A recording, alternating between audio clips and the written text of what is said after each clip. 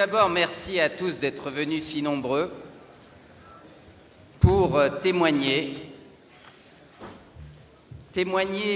face à cet acte de barbarie dont a été victime Ashraf. Et c'est pour témoigner pour ce courage exemplaire dont ont fait preuve les résidents d'Ashraf que nous sommes aujourd'hui réunis autour de vous, Madame la Présidente, et avec vous tous,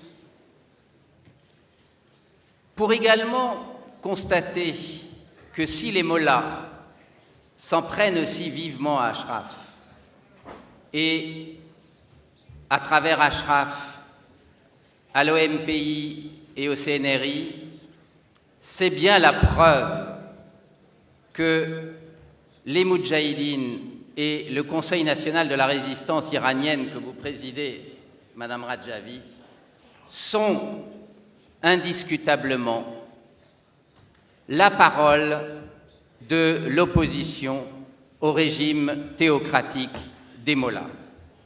Avant de passer la parole à tous ceux qui vous entourent, Madame la Présidente, à vous. امروز اشرف آزمونی برای جهان امروز است. آزمونی برای همه وجدانها. آزمونی برای ملل متحد، برای همه دولتها، به خصوص ایالات متحده و اتحادیه اروپا. آزمونی که آنها را فرا می‌خواند که به یاری اشرف برخیزند و با طرح خامنه‌ای و مالکی برای نابودی اشرف مقابله کنند و آزمونی که آنها را فرا می‌خواند در رویارویی بین مردم ایران و فاشیسم مذهبی به یاری مردم ایران برخیزند. بله، این انتخاب همچنان در برابر همه است که آیا در طرف بنیادگرایی و تروریسم حاکم قرار می‌گیرید یا در طرف مردم ایران و یک آلترناتیو دموکراتیک که کلید آزادی و دموکراسی و صلح و ثبات را در کل منطقه در دست دارد. پاسخ به این سوال در مورد برچسب تروریسم علیه مجاهدین در وزارت خارجه آمریکا نیز صدق می‌کند. برای سالهای طولانی ما می‌گفتیم که این لیست وسیله توجیه اعدام مخالفان است. اما عده‌ای ترجیح می‌دادند که باور نکنند یا نشنیده بگیرند. حالا پس از قتل عام ساکنان اشرف، کارکرد واقعی این نامگذاری بسا بیش از قبل روشن شده است. به خصوص که مهمترین بهانه مالکی برای کشتار در اشرف همین برچسب ناحق و ناروا است.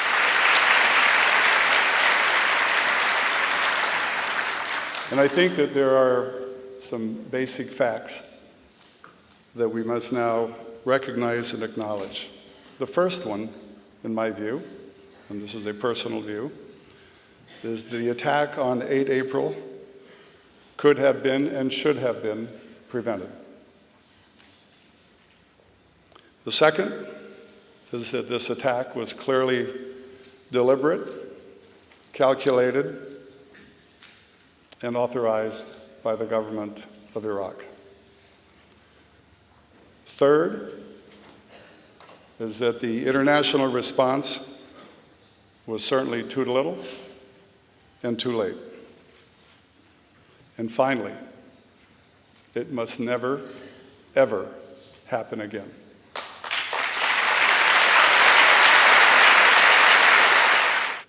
Ashraf and the people of Ashraf now deserve and will get a global focus.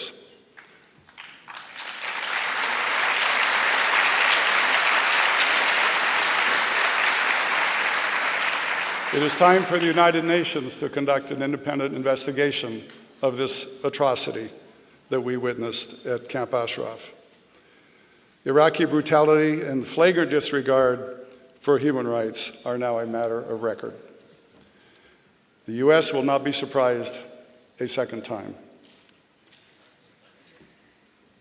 Having protected the people of Camp Ashraf from 2003 to 2006, so-called terrorist-listed organization at the time reveals a contradiction on our policy that should be revisited, and it should be revisited now.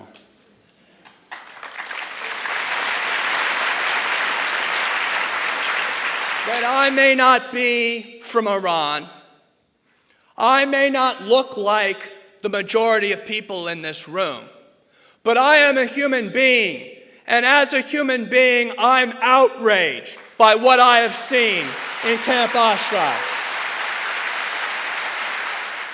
Well, Elie Wiesel will tell you how it happens, but I will tell you how I think this happened. Instead of calling Ashrafis human beings, we called them terrorists.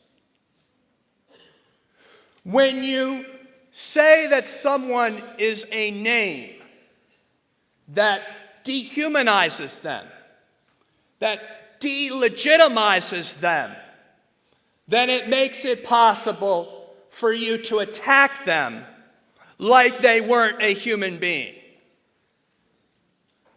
Instead of delegitimizing the people of Ashraf and dehumanizing the people of Ashraf, it's time we delist the people of Ashraf as terrorists. Let's not wait any longer to say what we all know in our hearts, and that is the future of Iran is a free Iran. The future of Iran is a secular Iran. The future of Iran is Iran which respects human rights under a president named Madam Rajavi. Thank you very much. Patrick, you asked, what do I feel when I watch these pictures? I'll tell you. You may be sure that tonight I will not sleep. Having seen what I have seen, I will not sleep. I know myself, and therefore I can say that with all guarantee.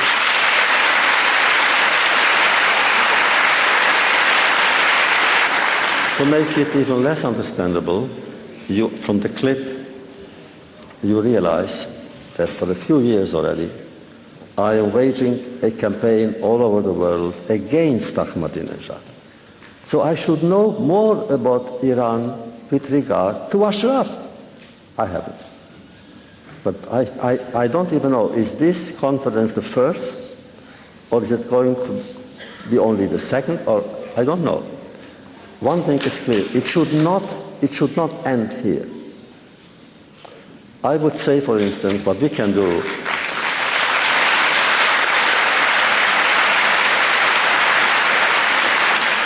then those colleagues and friends of mine who sit on the dais, when we go back to America, let's meet. Just let's meet among ourselves and say, look, we have been the witnesses to the witnesses. That means there's a certain moral obligation now. When we go back, we cannot just turn the page as if we had not seen the pictures, as if we had not heard the people here.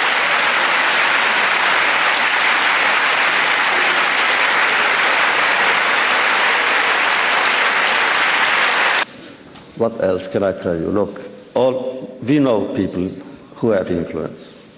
I don't, but we know people who do have influence. And when we meet, we should discuss really what should we do in order to move those people to action. Because it cannot go on. It shouldn't go on.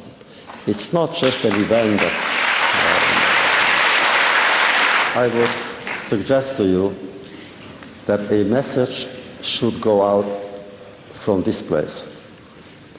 A message simply calling upon every decent young or old man or woman who believe in the nobility of man to say that all of us now are in total solidarity with those who are in Ashraf and those who work and fight for their liberation and their possibility of living as free human beings who do believe in the nobility of man everywhere. Thank you.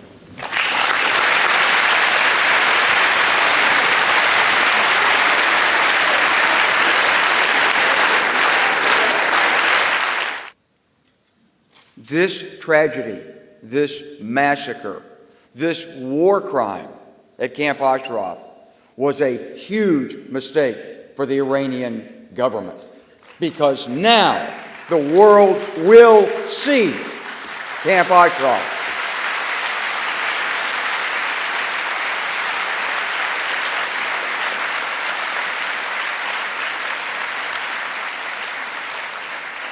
I'll tell you what I learned as a soldier, that weapons of war are terrible, they kill people, they maim, they're awful. But there's nothing more powerful than an idea held with conviction in the hearts of men and women.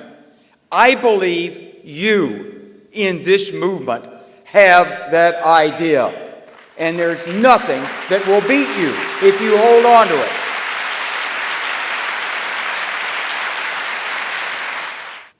I think the State Department's reconsidering the foreign terrorist organization listing. Why wouldn't they take an organization like this off the list? I think they will. I think they must. The question is, how can governments, strong governments, serious governments, put a label on a movement that has fought for freedom, that had brought information for peace in the world, and that had surrendered all its weapons? How can it be labeled as terrorists? The only explanation is realpolitik. The only explanation is that sometimes we're dealing with governments that are looking for their interests and not to fight for principles. And of course there are interests. There are many interests. But if I'm here, it's because I believe that we have to change the world. And we have to change the world in all the aspects that we don't like of this world we live in. And one of the things I'm not comfortable with is when I see that dark interests are the ones who dictate the decisions for all of us, the people of the democracies, the ones who want to vote and to participate. If I had to vote, I would vote for you guys. I would vote for people wanting freedom, wanting peace, wanting, yes, respect for women's rights, of course. Cette situation tragique, ce sont les crimes abominables qui ont été commis le 8 avril 2011 au camp d'Ashraf. Qui ne voit pas, qui n'a pas vu, à travers ces images, que les crimes qui ont été commis sont bien loin de violations de droits de l'homme classiques? Qui n'a pas vu qu'il ne s'agit pas de je ne sais quelle bavure accidentelle? Qui ne voit pas, qui n'a pas vu que ce à quoi nous avons assisté mérite un seul et unique qualificatif, celui de crime contre l'humanité? Derrière les victimes et les cadavres qui se sont entassés dans le camp d'Ashraf, c'est évidemment toute l'humanité qui a été offensée, outragée et martyrisée. C'est toute l'humanité qui doit maintenant regarder du côté d'Ashraf, inlassablement. C'est toute l'humanité qui doit également demander des comptes aux bourreaux, aux persécuteurs des populations martyrs d'Ashraf.